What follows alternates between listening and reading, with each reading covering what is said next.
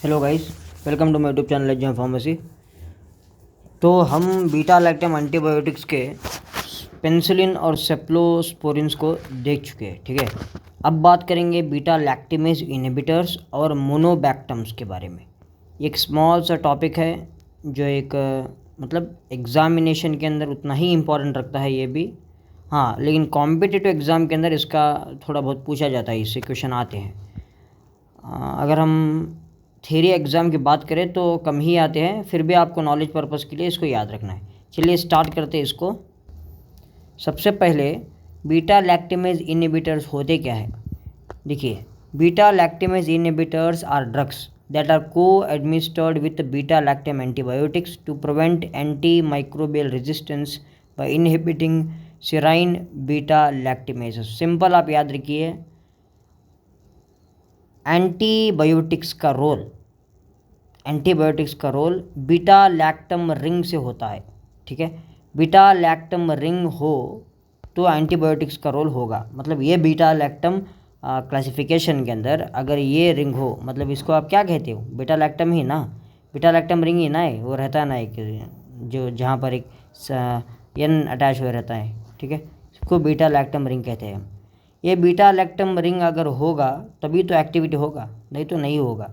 हाँ, beta लैक्टिमेज enzyme करते क्या है, इस रिंग को जो है ना ब्रेक कर देते हैं। अगर ये रिंग ब्रेक हो गई तो क्या होगा, इस बीटा लैक्टम एंटीबायोटिक का स्ट्रक्चर बिगड़ जाएगा।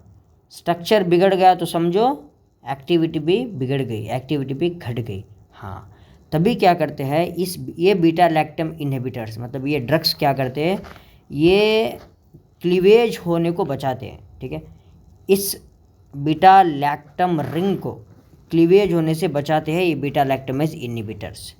ओके, कैसा, वो स्टॉप कर देते हैं बीटा लैक्टमेज को, तुम क्लीवेज मत करो।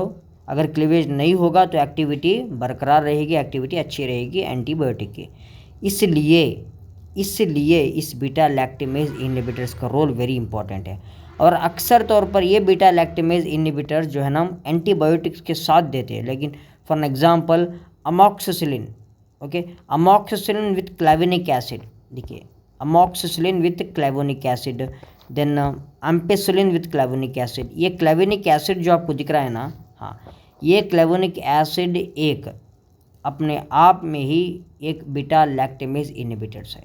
ठीक है, आपको ये रिंग दिख रही होगी, ये बीटा लैक्टमेज इनहिबिटर है। नॉर्मली क्या होगा, बीटा लैक्टमेज एंजाइम जो है ना वो जाकर क्लीवेज कर देंगे बीटा लैक्टमेज रिंग को। अगर बीटा लैक्टमेज रिंग का क्लीवेज हो गया तो क्या होगा, मतलब एंटीबैक्टीरियल एक्टिविटी नहीं दिखाएगी। हाँ, ये क्लेवेनिक एसिड करते क्या है, ये रिंग को क्लीवेज करने नहीं देंगे। अगर रिंग क्लीवेज नहीं होगा तो एक्टिविटी भी नहीं घटेगा, इसका एंटी बैक्टीरियल का। इतना आपको याद रखना है बस। देन अगर हम इसकी बात करें तो गाइस, बीटा लैक्टिमेज ये फैमिली एंजाइम की involve in the bacterial resistance to beta lactam antibiotics. ये बैक्टीरियल रेजिस्टेंस को मेंटेन करता है। ठीक है, अगर बैक्टीरिया रेजिस्टेंस हो गया तो अगर हम बीटा लैक्टिमेज इनहिबिटर्स देंगे तो उस रेजिस्टेंस को, उस बैक्टीरिया के रेजिस्टेंस को हम तोड़ सकते हैं।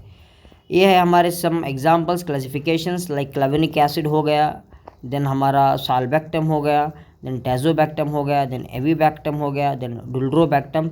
ये सभी जो है ना बीटा लैक्टमेज इनहिबिटर से आपको प्रैक्टिस करना है इसको। ठीक है, आप देखते होंगे सेफ्ट्रॉक्सोन विद साल्बैक्टम इंजेक्शंस अवेलेबल है मार्केट के अंदर।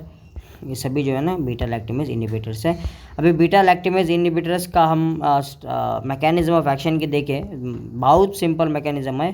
देखिए, होता क्या है, मैंने आपको बताया था वही आपको इधर मैं पिक्चर के साथ बताऊंगा।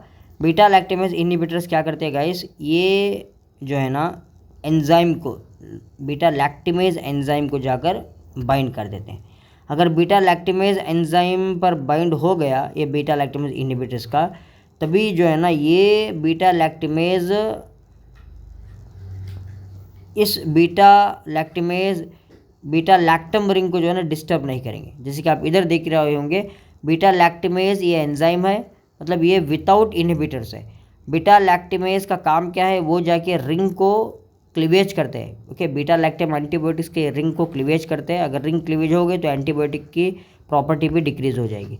उसी प्रकार अगर बीटा लैक्टमेज इनहिबिटर्स में होता क्या है, यहाँ पर बीटा लैक्टेमेज इनहिबिटर्स जो है ना बीटा लैक्टेमेज एंजाइम के ऊपर जाके बैठ जाते। अगर बीटा लैक्टेमेज एंजाइम के ऊपर जाके ये प्लेस ले गए तो क्या होगा, इस बीटा लैक्टेमेज ये जो आपको एंजाइम दिख रहा है ना, ये टोटली अनस्टेबल हो जाएगा। इसके अनस्टेबिलिटी ओके फॉरवर्ड बढ़ने नहीं देगी, क्लीवेज करने नहीं देगी। अगर क्लीवेज नहीं होगा तो क्या होगा, मतलब antibacterial activity of the particular drug जो है ना इंक्रीज रहेगा। उतना ही आपको याद रखना है। These antibiotics have actively against gram negative and next guys, ये जो है ना बहुत ही प्रिफरेबल है, ठीक है। मतलब ग्राम नेगेटिव के अंदर इनका बहुत ही आसानी से इस्तेमाल होता है, ग्राम नेगेटिव के अंदर और बहुत ग्राम पॉजिटिव बैक्टीरिया के अंदर के एनारोबिक ऑर्गेनिजम्स के अंदर इन्हें दिया जाता है। Commonly use together with beta lactamase inhibitors के साथ ये सभी यूजेस है। फॉर एन एग्जांपल अमोक्सिसिलिन के साथ दिया जाता है, एम्पेसिलिन के साथ दिया जाता है। इसे जो है ना रेस्पिरेटरी ट्रैक्ट इन्फेक्शन को ट्रीट करने के लिए, साइनोसाइटिस को, देन फेरेंगिटिस को, ओटिटिस मीडिया को ट्रीट करने के लिए दिया जाता है। नेक्स्ट हमारा last antibiotic beta lactam inhibitors का बीटा लैक्टम एंटीबायोटिक्स का, दैट इज़ मोनोबैक्टम्स। मोनोबैक्टम्स का स्ट्रक्चर आप देख रहे होंगे, ये है narrow spectrum antibiotics effectively only against gram negative. ये हमारा एक मोनोबैक्टम का एक रिंग है, स्ट्रक्चर है। ये जो है ना आप सिंपल से इधर समझ सकते होगे। देखिए अक्सर जो है ना इस रिंग पर क्या अटैच होता है, इस रिंग पर अक्सर जो है ना एक थायाजोल रिंग अटैच रहती है। अभी इधर होता क्या है, इधर थायाजोल रिंग का डायरेक्ट अटैचमेंट नहीं रहता है गाइस, बस उसे ही हम मोनोबैक्टम्स कहते हैं। और ये जो है ना high level of resistance to beta lactamase of these organism, मतलब ये बैक्टीरिया ग्राम नेगेटिव के अंदर जो है ना एकदम सुपीरियर रेजिस्टेंस दिखाते हैं। मतलब ये गुड एग्जिबिटिंग कैरेक्टर दिखाता है ग्राम नेगेटिव। इतना समझिए आप, बस ग्राम नेगेटिव के अंदर इनका काम रहता है। और ये नैरो स्पेक्ट्रम है, ठीक है। इसका नैरो स्पेक्ट्रम, इसका अक्सर तौर पर इस्तेमाल नहीं किया जाता, हाँ, लेकिन अगर वो ग्राम नेगेटिव है और दूसरे एंटीबायोटिक्स से काम नहीं कर रहा, मतलब दूसरे एंटीबायोटिक्स काम नहीं कर रहे, तभी जो है ना मोनोबैक्टम्स का इस्तेमाल होता है। और इधर एक only one drug that is aztreonam एक ही एक वाहिद ड्रग है, और जो एक मतलब अवेलेबल है मार्केट के अंदर। देन नोकार्डिसिन और टैप्टॉक्सिन, ये भी एक मतलब एडिशनल ड्रग्स है जो मोनोबैक्टम्स की क्लास के अंदर आते हैं। फार्माकोलॉजी की बात करें तो सेम फार्माकोलॉजी है इसका। ये करते क्या है गाइस, ये एक एंटी बैक्टीरियल इफेक्ट दिखाते हैं। कैसा, ये डायरेक्टली जाके पेनिसिलिन बाइंडिंग प्रोटीन्स को बाइंड करते हैं और इनिबिट करते हैं बैक्टीरियल वॉल सिंथेसाइज को, और ऑटोमेटिकली ये डेथ कर देते हैं, मतलब मार गिराता है बैक्टीरिया को। यस, इतना हो गया गाइज, ये तो हो गया हमारा बीटा लैक्टेमेज इनहिबिटर्स। टोटली हमने बीटा लैक्टेमेज मतलब बीटा लैक्टम एंटीबायोटिक्स के बारे में डिस्कस किया है इस वीडियो में। नेक्स्ट वीडियो में हम टेट्रासाइक्लिन के बारे में डिस्कस करेंगे, मतलब जो अमाइनो ग्लाइकोसाइड है, धीरे धीरे से हम पढ़ते आएंगे। ठीक है, अमाइनो ग्लाइकोसाइड्स हो गया हमारा, मतलब ओके, सब कुछ देखेंगे गाइज। अगर चैनल पर नहीं है तो चैनल को सब्सक्राइब कर ले। एक और चैनल जो डिस्क्रिप्शन में है उसे भी आप सब्सक्राइब कर ले। Thank you.